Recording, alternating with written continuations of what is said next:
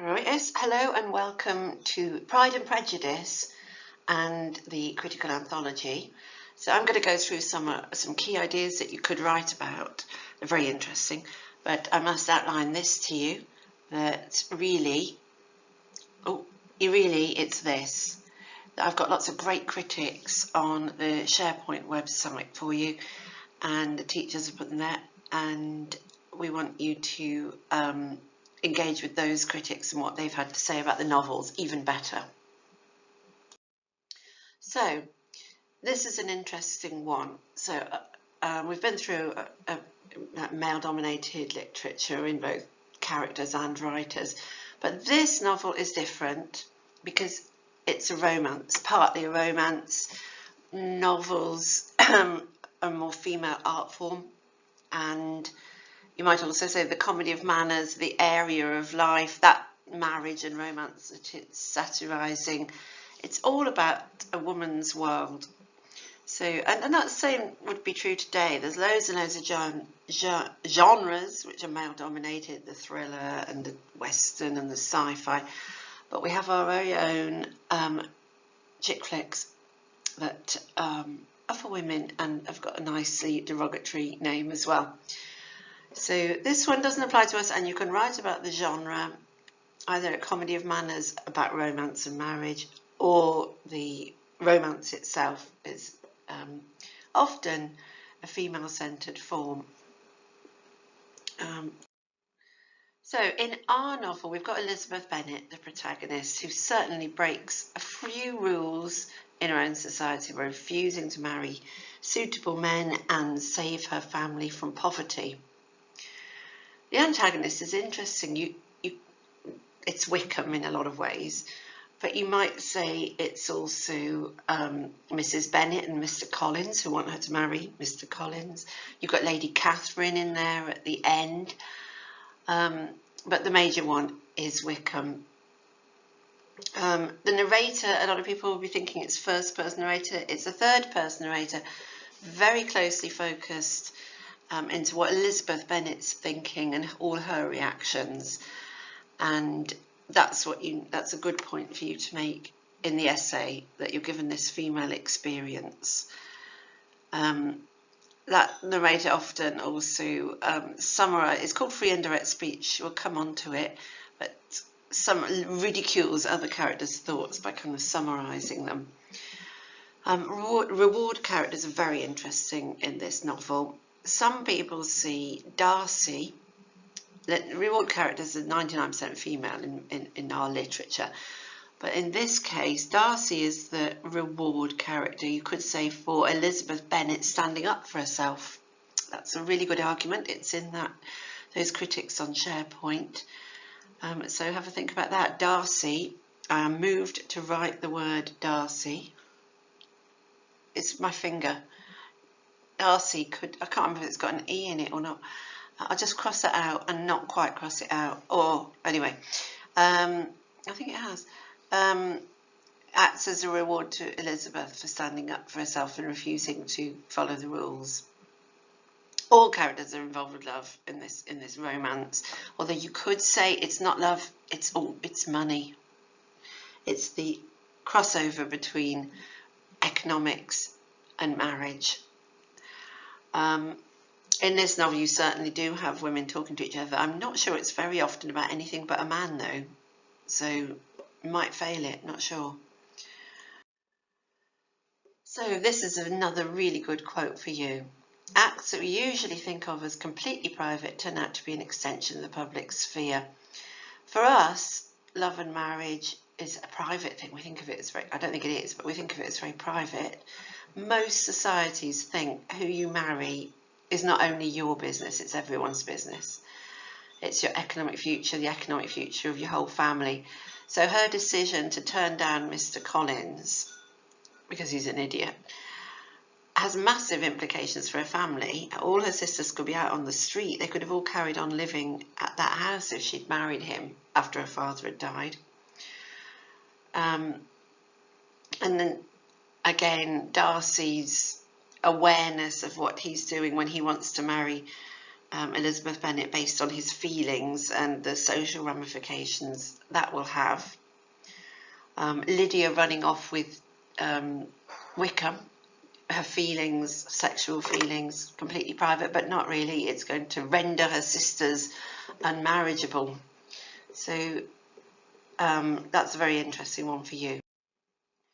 So this is meant to feed off that one. I'm not quite sure how I manage it. Your characters might symbolise an attitude. Certainly Lady Catherine does, and Mrs. Bennet does. So Lady Catherine about keeping classes separate and marriage being about class in that way. Mrs. Bennet about needing to get her daughters married off because there's no other future for them, and she's completely ridiculed. It's a comedy of manners. Her attitude's ridiculed, but she is right. Some people see Elizabeth as symbolising rebellion. She's not behaving like Jane, who's very beautiful and passive. She's not reacting like Mary, who's a goody-goody and a swot. Must find better words for that. She's not gone like Lydia, who's done the traditional rebellion. Her rebellion is to stand up for her own right to like the person that she marries. So I will leave these ones and we'll go on to the stereotypes here. So a comedy of manners, as you know from The Importance of Being Earnest, is about stereotypes, well, it uses stereotypes. You're going to recognise them, and in order for you to recognise them, it's got to be a type. And we've got all these types here. An immoral and dangerous seductress, actually not quite, it's not really sex, this novel, but we have got Lydia. Although she was seduced, no, I don't think Lydia really, maybe not that one in this one really. Eternally dissatisfied shrew, we have the figure of Mrs. Bennet, who I've already talked about, wanting to get her daughters married off and being hilariously ridiculous about it, although when you think about it, completely right. But Jane Austen is veering you away from that sort of view and recognising her, and certainly everyone would recognise that pushy mother. Cute but essentially helpless, got quite a few of those, but big one is Jane, the elder sister. Very beautiful, but extremely passive. Unworldly, self-sacrificing angel. I'm not sure we've got that one either, but we've got Mary, the obedient, sort of intellectual in an acceptable way for a woman, playing the piano, reading her appropriate books, and being completely unbearable. You might say Charlotte is self-sacrificing. No, that's too simple for Charlotte, I think. She goes and takes the sensible course of action and is criticised by Elizabeth for that. So that's quite an interesting area. Oh, I haven't said Lady Catherine. She's your Lady Bracknell. It's your Lady Catherine here, summarising and allowing Austen to ridicule the ideas of marriage as a transaction, and marriage and its basis in class. So we could say Jane Austen has indeed succumbed to the law of stereotypical representations, and other than Elizabeth, her other female characters are pretty stereotypical. I think you could argue with that, and that's certainly a very good point. You could argue saying she's using that to show the options available to women and what's wrong with them. You don't want to be like Jane, you don't want to be like Mary, you don't want to be like Lady Catherine or Mrs. Bennet. It's Elizabeth you want to be like. So, dependence leads to indulgence and reverence. Independence leads to dislike and rejection. That's a really good one because we've got a pretty independent female character, but she's sympathetic. We like her, and her rejection of Mr. Collins. What else could she do? He's too ridiculous. So she is our protagonist, our sympathetic character, and she's independent. On the other side, Yeah, that's the same as that top one. So in this novel, female independence doesn't get a strongly negative connotation, although you could say all of that is undermined by the ending, where she gets Mr. Darcy and ends up in a traditional relationship with a richer man, very like the end of Twelfth Night. Although we haven't got there, apologise. So, I've just said that one, haven't I?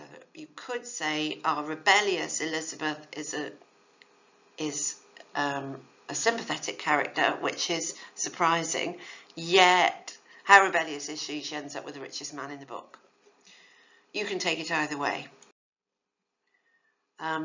Thinking about the men in the novel, Mr. Collins certainly falls a bit short of the aspirational man, and Mr. Darcy at the beginning maybe is that man, and he gets picked apart and pulled apart and transformed. There's a lot on the transformation of Mr. Darcy. He becomes a nice man. So there's a lot to say about, about those roles with Mr. Collins and Mr. Darcy. Wickham himself is, you might say, feminized. He's super masculine, he's sexual, and he's going around being alluring and exciting and a bit dastardly, runs off with Lydia for sexual reasons, but is forced by this more powerful man to marry her economically forced, as in bribed, really, I should say. I should know that he's given money to do it. It's more about money. And what have we got here? This one is an interesting one for you. I don't think you can use it, but feminists pointed out that in 19th century, very few women work for a living. Instead, the focus of interest is on the heroine's choice of marriage partner. Well, that's the way it is. She's mocking society, and in that society, what you had to do was get a richer husband. If you were rich, this is not true for the servants and for classes and for people who work in shops and merchant classes and lots of other women. It's not true for, and we don't really see that. It's a slice of wealthy life here. And she's criticising that, maybe criticising that the only way that Elizabeth Bennet can stay rich and secure her social position is to have this man, is to make herself more alluring for this man, you might say. Okay, so I've been through a few of the ideas there. There's lots more, and it's very interesting comparing Elizabeth's choices with Charlotte's choices. But there's plenty there. But as I say, there's such good stuff, so many interesting ideas on it. They're in SharePoint and they're all over the internet. Okay, sorry, I've overrun by 3.5 minutes at